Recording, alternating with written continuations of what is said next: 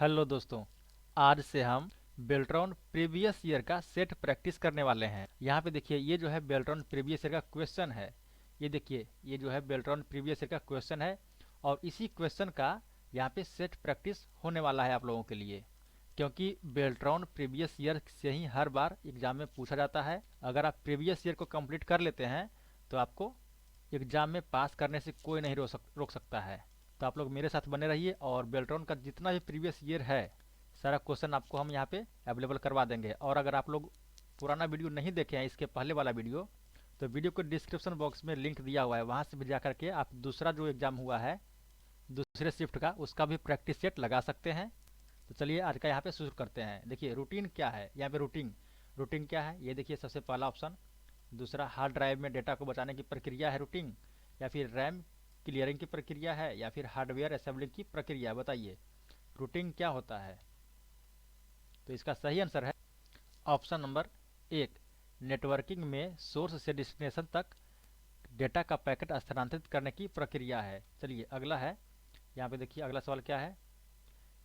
यदि कोई manager spreadsheet पर पासवर्ड प्रोटेक्शन को सक्षम करना चाहता है ताकि कोई अधीनस्थ अधिकारी एमएस एक्सेल 2016 की सीट से किसी भी कॉलम या रो को हटा ना सके, तो वह कौन सा ऑप्शन चुन सकता है। देखिए एमएस एक्सेल 2016 से, एमएस ऑफिस 2016 से ही सवाल पूछे जाते हैं बार बार। तो आप लोग एमएस एक्सेल 2016 को ही पढ़िएगा। तो बताइए यहाँ पे कॉलम और रो को नहीं हटा सके तो उसके लिए क्या करना चाहिए। तो यहाँ पे देखिए, बताइए जल्दी।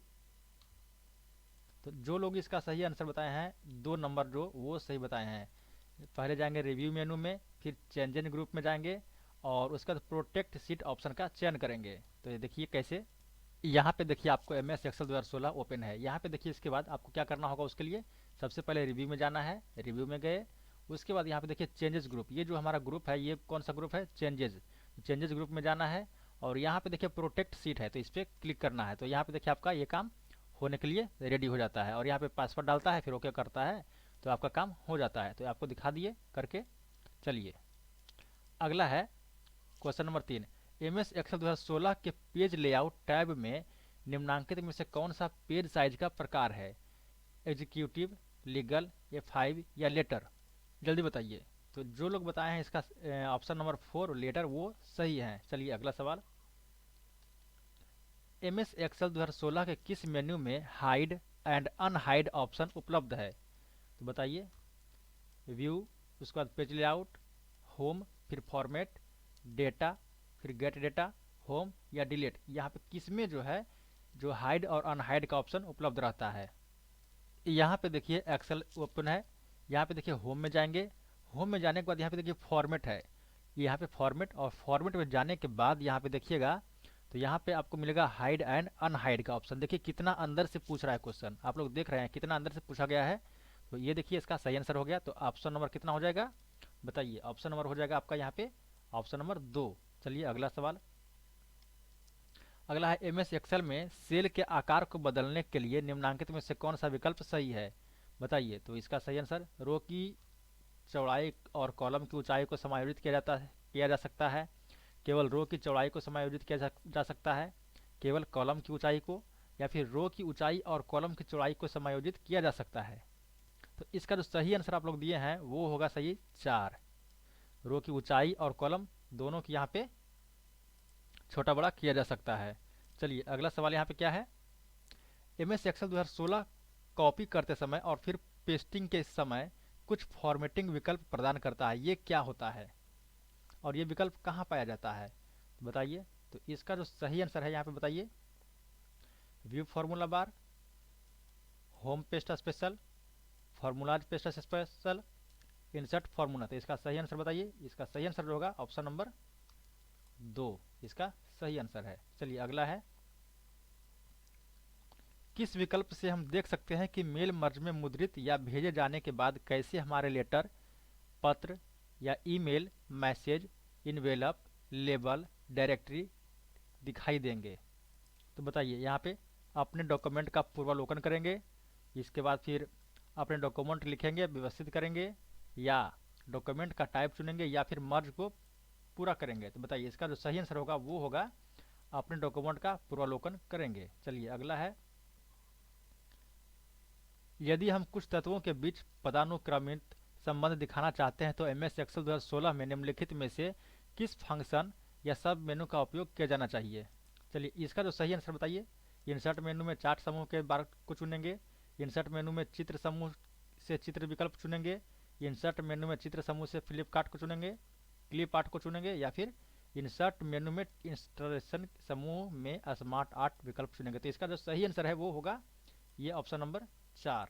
चलिए अगला सवाल है, which of the following is not an option to apply conditional formatting in MS Excel 2016। बताइए इनमें से कौन सा जो है ऑप्शन अप्लाई नहीं होगा कंडीशन फॉर्मेटिंग के लिए। तो बताइए, तो इसका जो सही आंसर बताइए। Data bar, top bottom rule, font colour और फिर हाईलाइट सेल रूल। तो ये इसका सही आंसर होगा फॉन्ट कलर। फॉन्ट कलर इसका सही आंसर हो जाएगा। चलिए अगला है, which of the following is true about Fortran. यानी कि फोर्ट्रॉन के बारे में क्या सही है। तो बताइए, आपको पता होगा, ये पहले पढ़ा भी चुके हैं। It is the part of computer memory, नहीं। It is type of printer, ये भी नहीं। प्रोसेसर, ये भी नहीं। तो ये जो है प्रोग्रामिंग लैंग्वेज होता है ये फोर्ट्रॉन। चलिए अगला सवाल, एमएस वर्ड में फॉन्ट डायलॉग बॉक्स प्राप्त करने के लिए शॉर्टकट की क्या है। यानी कि एमएस वर्ड में अगर आपको फॉन्ट का डायलॉग बॉक्स निकालना है तो उसके लिए आपको क्या करना होगा, कंट्रोल एल करना है, या फिर कंट्रोल शिफ्ट यू करना है, या फिर कंट्रोल शिफ्ट आर करना है, या फिर कंट्रोल डी करना है। तो इसका सही आंसर होगा कंट्रोल डी, इसका सही आंसर होगा। चलिए अगला आते हैं, निम्नलिखित में से क्या एमएस एक्सेल में डिफॉल्ट रूप से दी गई आकृति की श्रेणी नहीं है।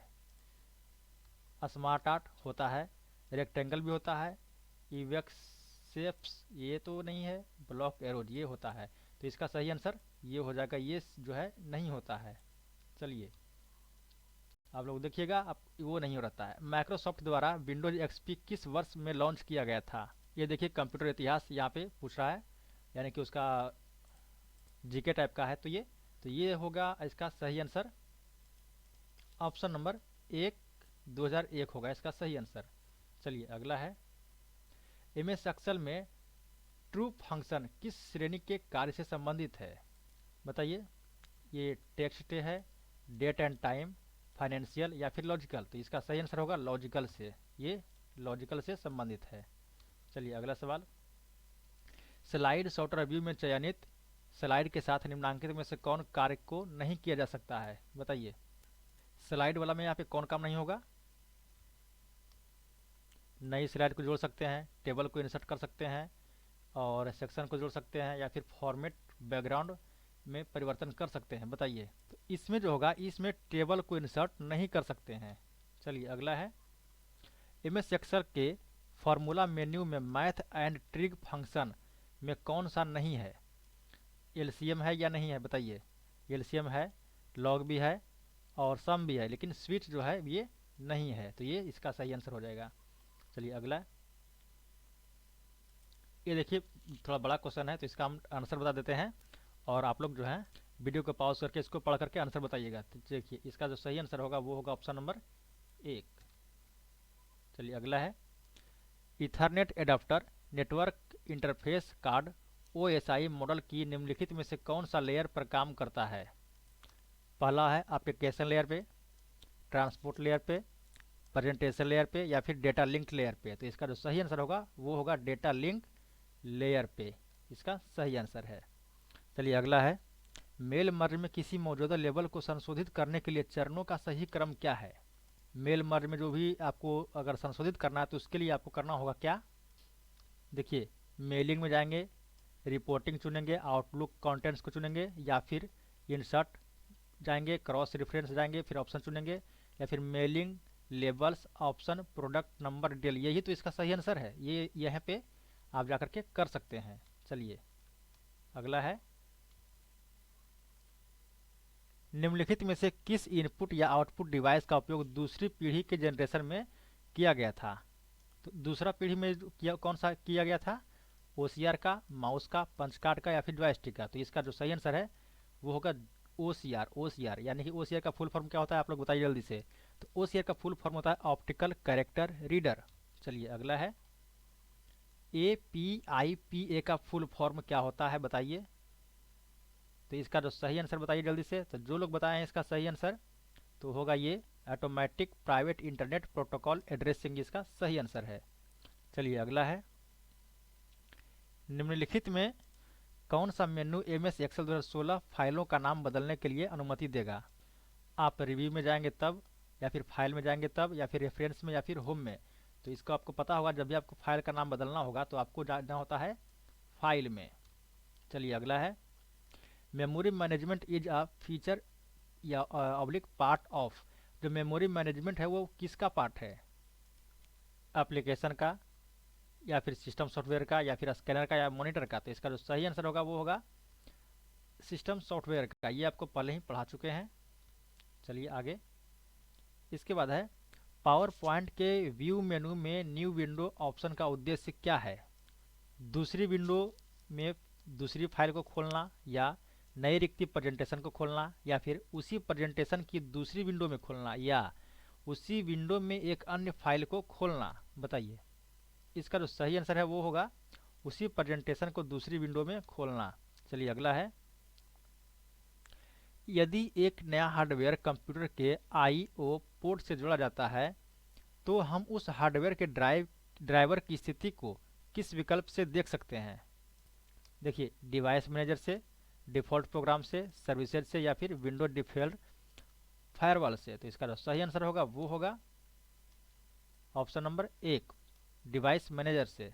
चलिए अगला है, यदि निवेशक वर्ष 2018 की अवधि के लिए शेयर की कीमतों में रुझान को जानना है, उसके लिए निम्नलिखित में से कौन सा विकल्प उपयोगी होगा। तो आपको लाइन चार्ट देखना है, या फिर पाई चार्ट बनाना होगा, या फिर डोनट बनाना होगा, या फिर कॉलम चार्ट बनाना होगा। तो इसके लिए सबसे अच्छा जो उपाय है वो होता है लाइन चार्ट बनाना। चलिए अगला है, MS एक्सेल 2016 में किस मेन्यू या टैब में संरक्षित वर्कबुक को शेयर करने का ऑप्शन चुना जा सकता है। तो ये ऑप्शन आपको देखिए कहाँ मिलेगा, डेटा में नहीं, व्यू में भी नहीं मिलेगा, फॉर्मूला में भी नहीं मिलेगा। ये ऑप्शन जो आपको मिलेगा वो मिलेगा रिव्यू में। चलिए, वर्ष 2019 के लिए 78 कंपनियों का बिक्री का डेटा है। उन कंपनियों का चयन करना आवश्यक है जिनकी वर्ष के दौरान बिक्री 1000 इकाई से अधिक है। इसके लिए MS एक्सेल में कौन से फंक्शन का उपयोग किया जाएगा। तो बताइए, इसके लिए आपको करना होगा गो टू, या फिर एडिट, या फिर शॉर्ट, या फिर फाइंड। तो इसमें जो आपको करना होगा, आपको करना होगा शॉर्ट। यानी कि शॉर्ट मतलब ये हो गया कि आप शॉर्ट लिस्ट, जो ये नाम सुनोगे शॉर्ट लिस्ट करना, यानी कि आपको यहाँ पे जो फार्मूला लगाना होगा और उस फार्मूला के बाद शॉर्ट करना होगा, यानी कि आपको एक सीरीज से सजाना होगा, और उसके बाद आपका ये जो 1000 इकाई से अधिक बिक्री किया है उसको वहाँ पे आप सिलेक्ट कर सकते हैं। चलिए आगे, the distance between a paragraph and page margin in MS Word is known as. Paragraph और पेज मार्जिन का जो बीच का जो जगह है उसको क्या कहते हैं। तो उसको कहते हैं इंडेंट। उसको क्या कहते हैं, इंडेंट। ये देखिए सारा क्वेश्चन इंपॉर्टेंट है, इंडेंट कहते हैं उसको।